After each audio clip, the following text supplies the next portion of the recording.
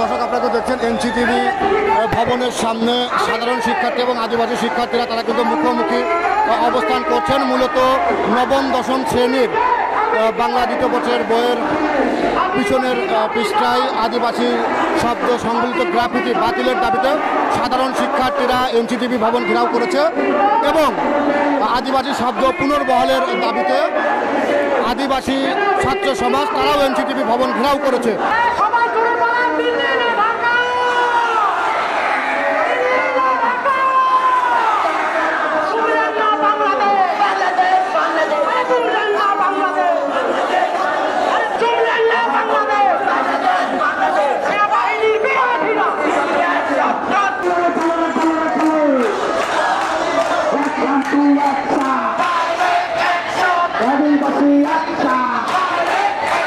সাধারণ শিক্ষার্থী এবং আদিবাসী শিক্ষার্থী যারা রয়েছেন তারা এই মুহূর্তে এনসিটিভি ভবনের সামনে মুখোমুখি অবস্থান করছেন এবং দুটি ভিন্ন দাবিতে শিক্ষার্থীদের এই মুখোমুখি অবস্থানের কারণে এই মুহূর্তে এনসিটিভি ভবনের সামনে ব্যাপক উত্তেজনা বিরাজ করছে। আমরা দেখছি সাধারণ শিক্ষার্থী এবং আদিবাসী শিক্ষার্থী যারা রয়েছেন তারা এনসিটিভি ভবনের সামনে অবস্থান করছেন এবং একে অপরকে উদ্দেশ্য করে কোনো বিভিন্ন ধরনের স্লোগান দিচ্ছেন। আমরা সরাসরি এনসিটিভি ভবনের সামনে থেকে যুক্ত এখানকার বর্তমান পরিস্থিতি আমরা আপনাদেরকে দেখানোর চেষ্টা করছি।